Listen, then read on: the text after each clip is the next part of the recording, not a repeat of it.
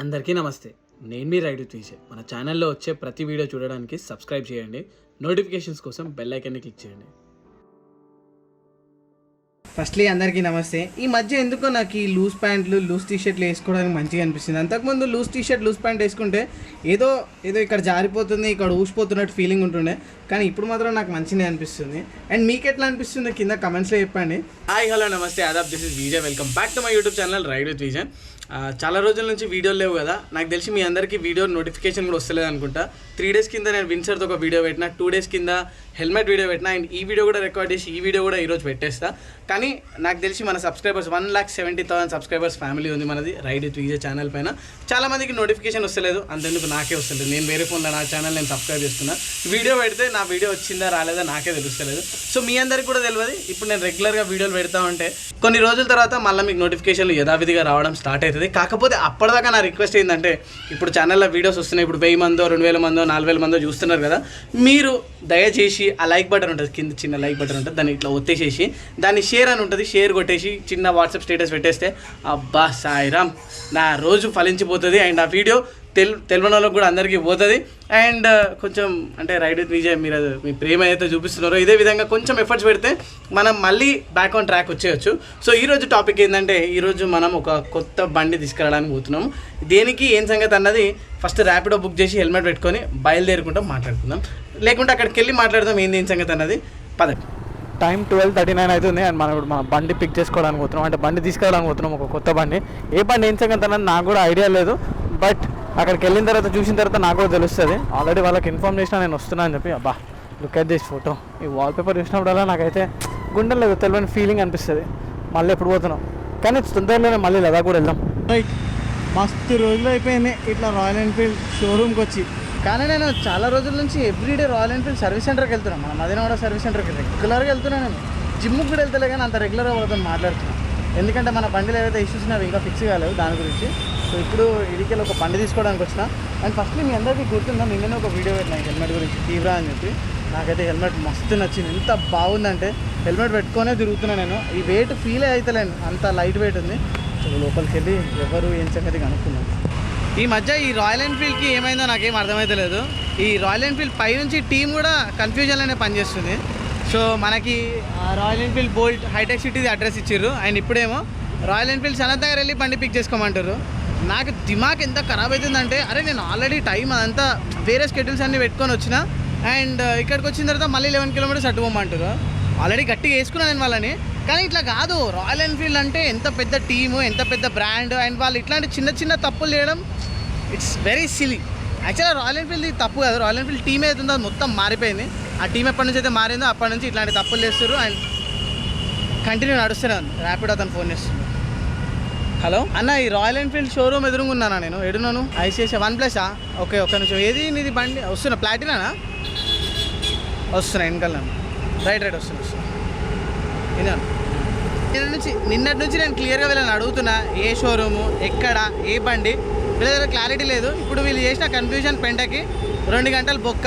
And దాని మీద ఇక్కడికి వచ్చినందుకు మనకు వచ్చే పైసలు వచ్చేవి ఏం లేవు.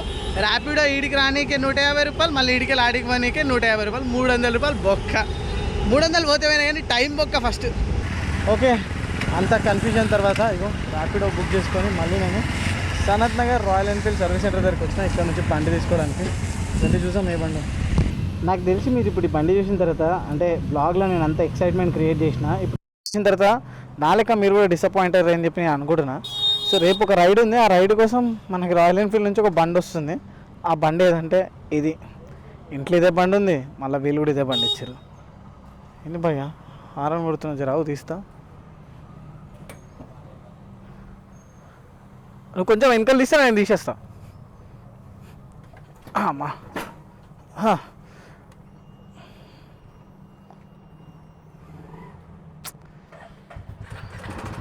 ఆహా, దీని ట్యాబ్లెట్, దీని ఇంజన్ నాయిస్ అయితే ఖతర్నాకుంది.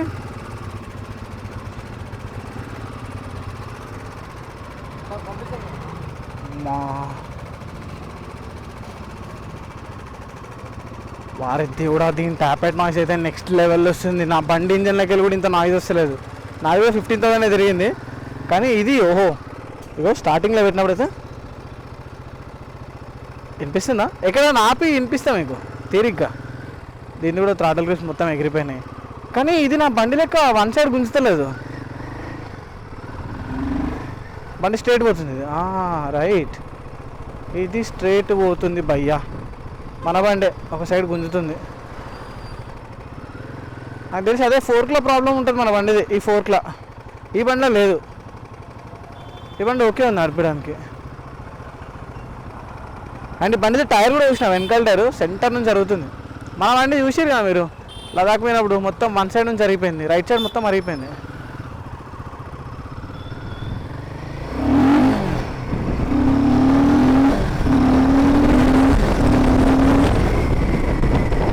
ఇక తెలియదు ఏముంది, హిమాలయన్ 450cc ఆ పవర్ అయితే ఉంది దీనిలో కూడా. ఇదిగో పోతుంది చూడు రైట్ సైడ్. ఇదిగో అమ్మా, ఏం బండి తయారు చేసిరేమో ఇది. సో ఇప్పుడు ఇంకొక ప్రాబ్లం, రాయల్ ఎన్ఫీల్డ్గా రేపు నేను రాయల్ ఎన్ఫీల్డ్తో పాటు రైడ్ చేయాలి. వీళ్ళు రాయల్ ఎన్ఫీల్డ్ వాళ్ళు బండి ఇచ్చారు రేపటి రైడ్ కోసము. అండ్ దీంట్లో పెట్రోల్ చూడండి, పెట్రోల్ లేదు. ఆల్రెడీ మనం వీళ్ళకి ప్రమోట్ చేస్తున్నాము out of concern, out of loyalty, out of good will. And ఇప్పుడు మళ్ళీ నేను ఇప్పుడు ఫోన్ చేస్తే వెయిట్ ఫర్ మినిట్. ఆల్రెడీ పొద్దుటి నుంచి వీళ్ళు మెజరబుల్ చేసిర్రు. ఇప్పుడు నాకు దిమాగ్ ఖరాబ్ అయిపోయింది. ఇప్పుడు నేను రైడ్ చేయ, ఇక నాకు వద్దు ఈ బండి వద్దు, రేపటి రైడ్ వద్దు. బొంగలేదు నా దగ్గర బండి లేదా. నేను అయినా వీళ్ళని అడిగింది, అరే షార్ట్ గన్ కానీ లేకుంటే సూపర్ మీటర్ కానీ ఆల్రెడీ అడిగి నాకు క్లియర్గా ఏ బండి ఇస్తున్నారని చెప్పి. ఆల్రెడీ నా దగ్గర 450 ఉంది. మళ్ళీ నేను ఈ 450 తీసుకొని రైడ్ చేస్తే మీకు ఏం ఇంట్రెస్ట్ వస్తుంది? చూసేటోళ్ళకి కాదు, నాకు చేసేటోనికన్నా ఇంట్రెస్ట్ ఉండదు కదా, చూసేటోళ్ళకి తర్వాత సంగతి. కానీ నాకు నిజంగా ఎంతో కోపం వస్తుంది. సో కొన్నిసార్లు మన సెల్ఫ్ రెస్పెక్ట్ అనేది very very important. Royal Enfield కోసం నేను చాలా చేసినాను, అండ్ రాయల్ ఎన్ఫీల్డ్ నా కోసం కూడా చాలా చేసింది. కానీ this is not the way that royal Enfield is behaving with me now. ఇది రాయల్ ఎన్ఫీల్డ్ లేదు, ఇక్కడ కింద ఎంప్లాయీస్ ఎవరైతున్నారో వీళ్ళ తప్పు.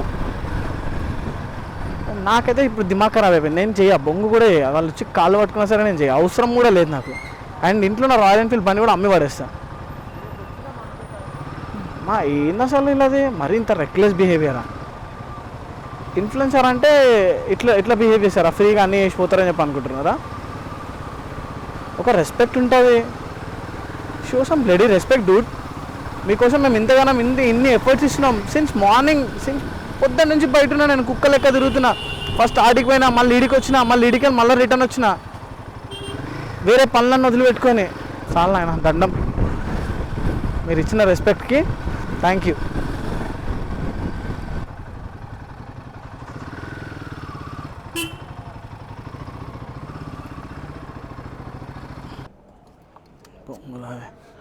ఇప్పటికి అర్థం కాదు, బండి ఇస్తా అని చెప్పి ఇన్సల్ట్ చేస్తారు రాయల్ ఎన్ఫీల్డ్.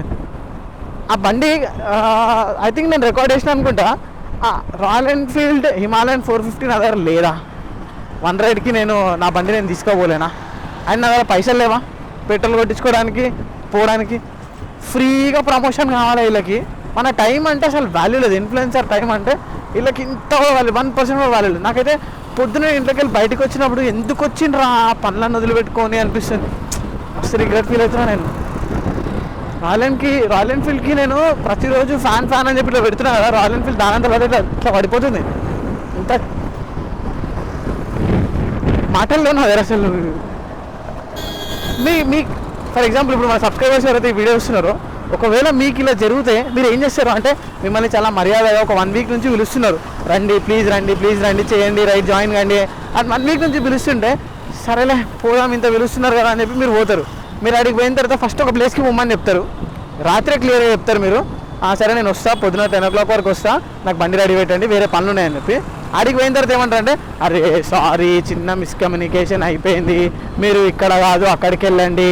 ఫస్ట్ అయితే షోరూమ్కి వెళ్ళాగానే ఇట్లా ఫలానా చెప్పారంటే, ఎవరు చెప్పలే మాకు అట్లా, మేము బండి మీరు కావాలంటే వాళ్ళకి ఫోన్ చేసుకోండి అంటే, అరే సరే పోనీ తెలియదు అనుకుంటా వీళ్ళకి అని చెప్పి పేషెన్స్గా ఉండి వాళ్ళకి ఫోన్ చేస్తే వాళ్ళు అంటారు, అరే నేను చెప్పిన ఒక నిమిషం నేను ఫోన్ చేస్తాను అని చెప్పి వేరేలోకి ఫోన్ చేస్తారు.